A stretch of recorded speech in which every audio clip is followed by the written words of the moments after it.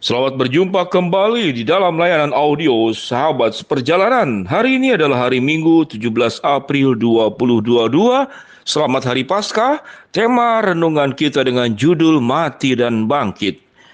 Firman Tuhan terambil dalam Roma 6 ayat yang kelima. Demikian bunyi firman Tuhan. Sebab jika kita telah menjadi satu dengan apa yang sama dengan kematiannya, kita juga akan menjadi satu dengan apa yang sama dengan kebangkitannya. Mari kita berdoa. Terima kasih ya Bapa, kami memiliki Allah yang maha luar biasa, yang mau mati untuk kami semua, agar kami mengalami kebangkitan demi kebangkitan di dalam segala aspek setelah kami terpuruk dan mati karena kelakuan dan tingkah laku manusia di dalam segala keberdosaannya. Di dalam nama Tuhan Yesus kami berdoa, amin. Shalom sahabat seperjalanan yang dikasihi Tuhan, mati dan bangkit. Mati dan bangkit adalah sebuah tema yang sesuai dengan kebenaran firman Allah. Kalau kita tidak ada firman Tuhan, kita tidak punya Tuhan, maka temanya bukan mati dan bangkit.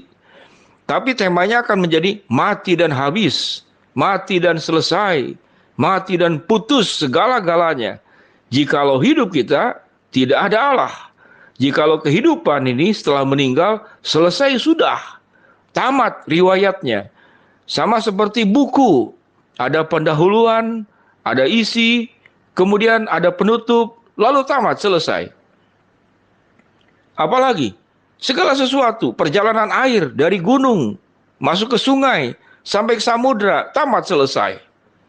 Dunia ini akan berakhir pada akhirnya. Firman Tuhan dalam kitab Wahyu dikatakan langit yang lama dan bumi yang lama akan berlalu. Itulah dunia.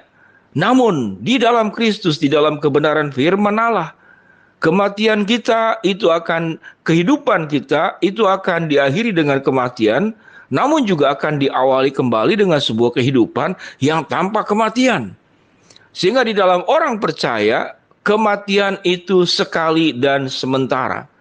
Namun bagi orang yang tidak percaya, kematian itu sekali dan kekal. Sehingga orang-orang yang tidak percaya kepada Kristus, dia akan mengalami yang namanya itu kematian kekal. Sedangkan orang yang percaya kepada Kristus, Alkitab mencatat, dia akan mengalami setelah mati, yaitu kehidupan yang kekal. Ini adalah pilihan sahabat perjalanan. Dalam perjalanan hidup kita di dalam dunia ini, kita akan bertemu dengan satu pintu yang namanya itu pintu kematian. Di dalam dunia, saudara, dari kita terlahir sampai kita meninggal, kita bertemu dengan banyak pintu. Untuk rahim daripada ibu adalah pintu kelahiran. Kita terlahir dari sebuah pintu, yaitu kandungan ibu yang melahirkan kita. Itu adalah pintu kelahiran.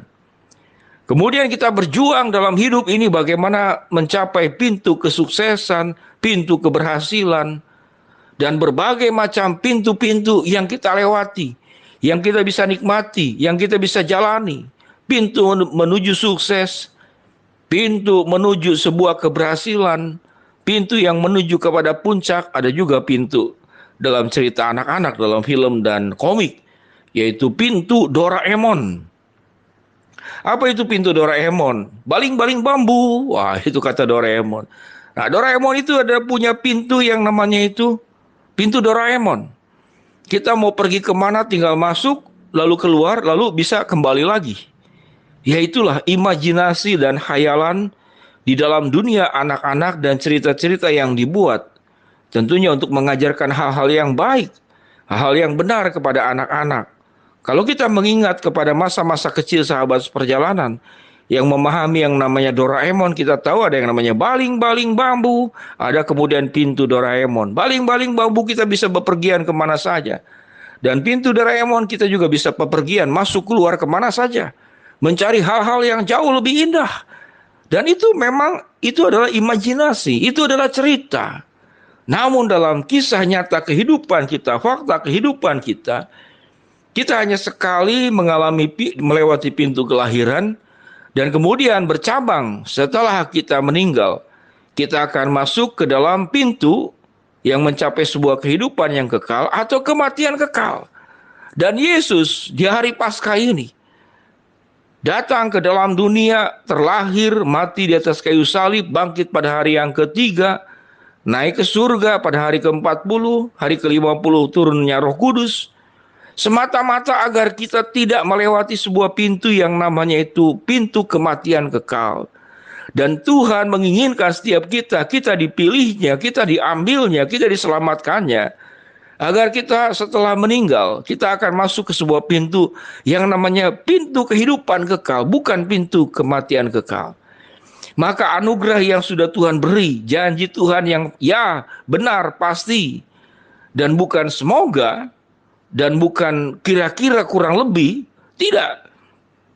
Tuhan berjanji dengan jelas, akulah kebangkitan dan hidup, barang siapa yang percaya kepada aku, ia akan hidup walaupun ia sudah mati. Dan dalam bagian firman Tuhan yang kita baca tadi, saudara, dalam Roma 6 ayat yang ke-5, sebab itu jika kita telah menjadi satu dengan kematiannya, kita juga harus menjadi satu dengan yang sama dengan kebangkitannya. Ada kata yang menarik, yaitu menjadi satu. Ayat ini dekat sekali dengan apa yang diucapkan oleh Rasul Paulus. Bagiku hidup adalah Kristus dan mati adalah keuntungan. Jadi yang namanya menjadi satu itu adalah satu paket, satu hati, satu hidup bersama dengan Yesus. Sebuah ikatan yang tidak terlepas, yang arah jalan tujuan hidupnya itu sama dengan Kristus. Pikirannya menjadi sama dengan pikiran Kristus. Perasaan kita menjadi sama seperti perasaan Kristus. Itu yang disebut menjadi satu dengan kematiannya dan juga menjadi satu dengan kebangkitannya. Kematian adalah lambang daripada Yesus menebus dosa kita. Kebangkitan adalah lambang daripada sebuah harapan setelah kita mati secara jasmani. Kita akan mengalami yang namanya itu kehidupan kekal di sebuah tempat yang sangat indah. Tempat manapun yang ada di dalam dunia ini tidak pernah akan bisa mengalahkan keindahan yang Tuhan buat. Karena dunia yang berdosa dan tidak sempurnaan saja banyak hal-hal yang indah.